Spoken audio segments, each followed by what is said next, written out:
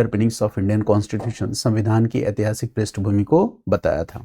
Episode number 4 में मैंने British rule में बने हुए अधिनियम और उनका संविधान के विकास पर क्या प्रभाव पड़ा ये बताया था।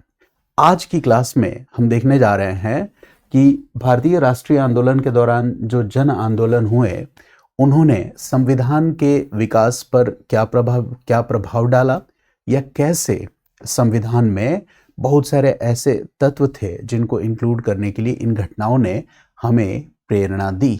ये बात हमें समझनी है।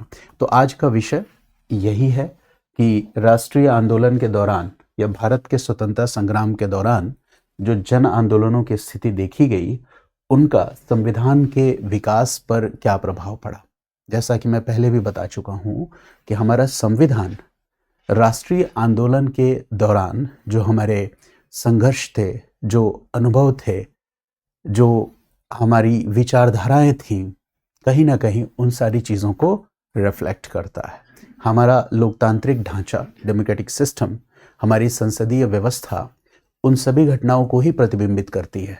तो इतिहास में जाकर उन घटनाओं को समझना बहुत ज़रूरी है। फिलहाल हम जो भी क्लासेस कर रहे हैं वो मेंस के पर्सपेक्टिव से कर रहे हैं। जो चैप्टर 1 है, historical underpinnings of Indian constitution, इसमें प्रीलिम्स के लिए केवल एक चैप्टर ज़रूरी होता है और वो है कि ब्रिटिश काल में बने हुए अधिनियमों ने संविधान के विकास को कैसे प्रभावित किया, और जो तथ्यात्मक विवरण है वो सारी चीज़ें। तो इस पूरे के पूरे चैप्टर से प्रीलिम्स से जुड़ी हुई जो चीज़ें होंगी उनको मैं बाद में डिस्कस करूंगा PYQs के डिस्कशंस के साथ। तो अभी हम संकल्पनाओं को समझते हैं और मेरी कोशिश ये भी है कि क्लास को मैं इस तरह से कंक्लूड करूं कि आपकी कई सारी पुस्तकों को पढ़ने की अनिवार्यता से आप पूरी तरह से मुक्त हो जाएं। क्लास लेक्चर्स आपको कंप्लीट कमांड डेवलप करे इंडियन पॉलिटी वाले सेगमेंट पे।